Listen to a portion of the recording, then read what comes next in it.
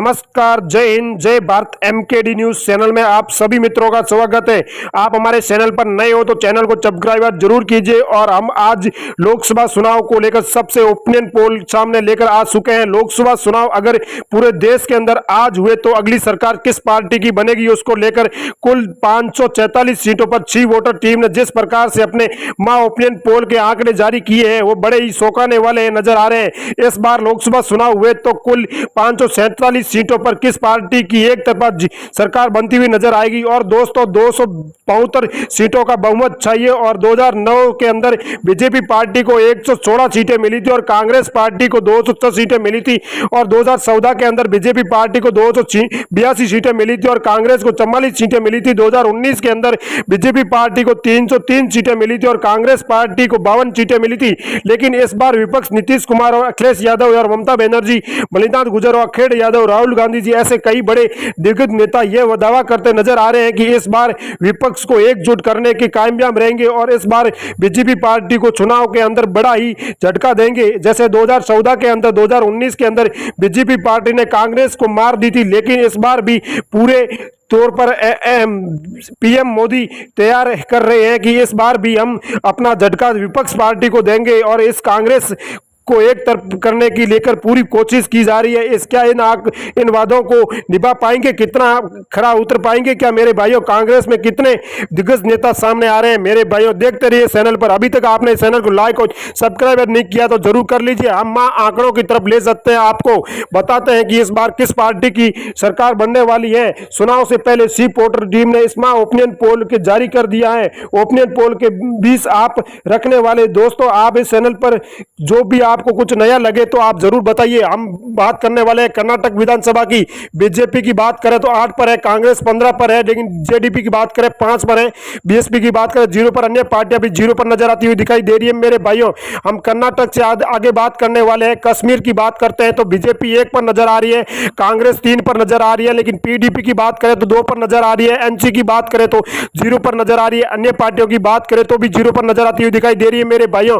कश्मीर से आगे ले चलते हैं, मास सर्वे की तरफ तक बने रही है। हरियाणा की बात करते हैं तो बीजेपी 2 पर नजर आ रही है, कांग्रेस 5 पर नजर आ रही है, लेकिन जेजेपी की बात करें तो 0 पर, आम आदमी पार्टी की बात करें तो 1 पर नजर आ रही है, लेकिन अन्य पार्टियों की हम बात करें साथ में तो भी वो 0 पर नजर आती हुई दिखाई दे रही है मेरे भाइयों। हरियाणा से आगे ले चलते हैं, मास सर्वे की तरफ दिल्ली की बात करते हैं। बीजेपी 2 पर नजर आ रही है, कांग्रेस 1 पर नजर आ रही है, लेकिन आम आदमी पार्टी की बात करें तो 4 पर नजर आती हुई दिखाई दे रही है, लेकिन बीएसपी की बात करें तो 0 पर ही समाप्त हो रही है, लेकिन अन्य पार्टियां इनके साथ बात करें तो 0 पर समाप्त होती हुई दिखाई दे रही है। पंजाब की बात करें तो कुल 13 विधानसभा सीटें हैं, लेकिन बीजेपी के खाते में 1 सीट आ रही है, कांग्रेस के खाते में 2 सीटें जा रही है, लेकिन आम आदमी पार्टी की बात करें तो 9 सीटें नजर आ रही है, लेकिन एसएडी की बात करें तो 0 सीटें नजर आ रही है, अन्य पार्टियों की बात करें तो भी 0 सीटें नजर आ रही है मेरे भाइयों।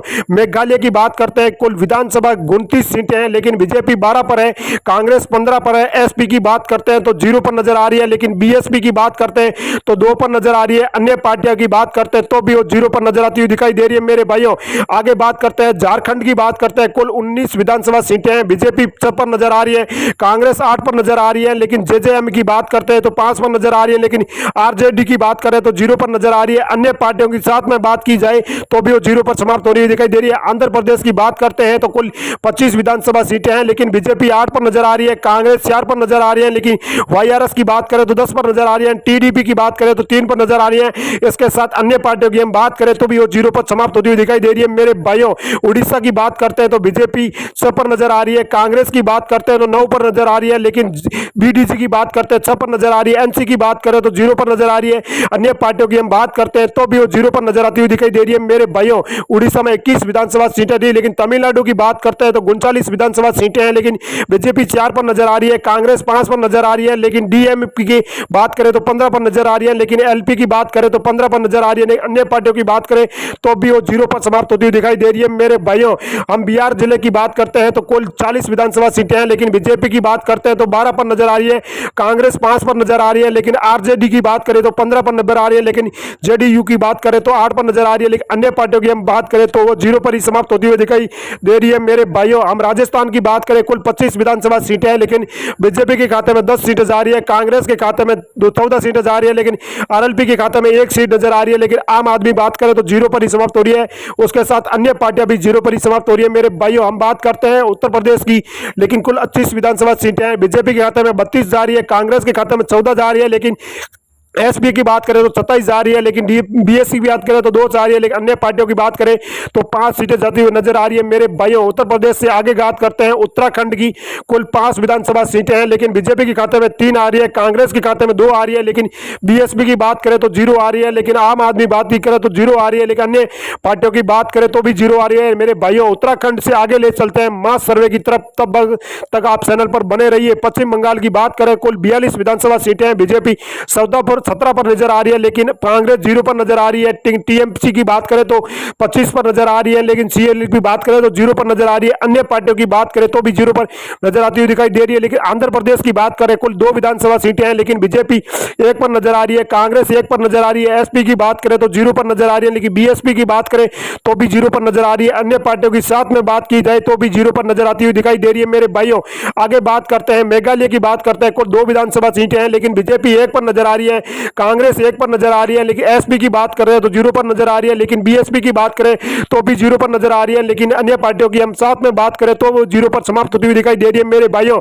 आगे बात करते हैं लक्षद्वीप की। बात करते हैं तो 1 विधानसभा सीटें हैं, लेकिन बीजेपी के खाते में 0 सीट आ रही है, कांग्रेस के खाते में 1 सीट आ रही है, लेकिन एसपी के खाते में 0 सीट आ रही है, लेकिन बीएसपी के खाते में 0 सीट आ रही है। अन्य पार्टियों की बात करें तो भी 0 सीटें आती हुई नजर दिखाई दे रही है। मेरे भाइयों, आगे बात करते हैं महाराष्ट्र की। 48 विधानसभा सीटें हैं, बीजेपी के खाते में 15 सीट जा रही है, कांग्रेस के खाते में 14 सीट जा रही है, लेकिन एसएसएस की बात करें तो 10 सीटें जाती हुई निकली है। एनसी की बात करें तो 8 सीटें जा रही है। अन्य पार्टियों की बात करें तो 0 पर ही समाप्त होती हुई दिखाई दे रही है। मेरे भाइयों, महाराष्ट्र से आगे ले चलते हैं, छत्तीसगढ़ की बात करते हैं तो कुल 11 विधानसभा सीटें हैं, लेकिन बीजेपी सब पर जा रही है। लेकिन कांग्रेस की बात करते हैं तो 5 सीटें आ रही है, लेकिन आम आदमी की बात करते हैं तो 0 पर ही समाप्त होती है, लेकिन बीएसपी की बात करें तो 0 पर समाप्त हो रही है।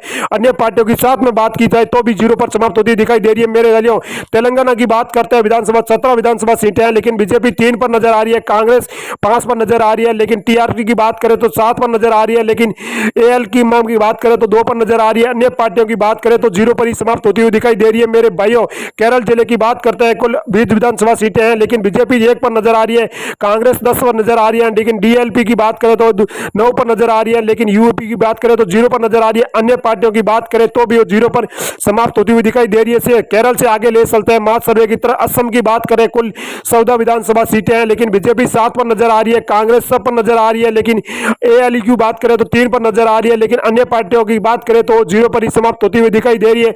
मेरे भाइयों, असम से आगे ले चलते हैं आपको गुजरात की तरफ। गुजरात की बात करें तो कुल 26 विधानसभा सीटें हैं, लेकिन बीजेपी 12 पर नजर आ रही है, कांग्रेस 7 पर नजर आ रही है, लेकिन बीएसपी की बात करें तो 0 पर नजर आ रही है, लेकिन आम आदमी की बात करें तो भी 8 पर नजर आ रही है, लेकिन इसके साथ अन्य पार्टियों की हम बात करें तो 0 पर ही समाप्त होती हुई दिखाई दे रही है। मेरे भाइयों, आप इस चैनल पर नए हो तो चैनल को सब्सक्राइब जरूर कीजिए। वही दोस्तों, आपको आंकड़े हिस्सा रुझान आपके लेके 20 आगे है।